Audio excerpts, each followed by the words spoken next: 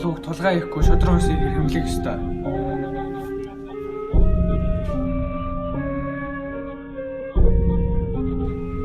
Монгол хүн тэр тусмаа Монголын ирээдүйн басан хүүхдүүд бидний юунаас ч илүү үнэтэй.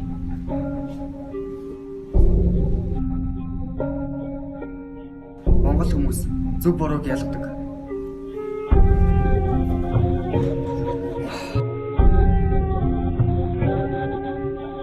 Бид бусдын нөлөөнд автаж хууль бус зүйл хийх ёсгүй.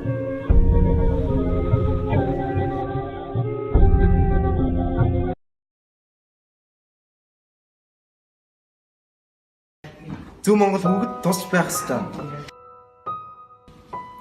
Зөв Монгол хүүхэд байнга сурч боловсруулж өөрийгөө хөгжүүлэх ёстой. Зөв Монгол хүүхэд эцэг эхтэй ажилттай байх ёстой. Өөдрөг уцгаана.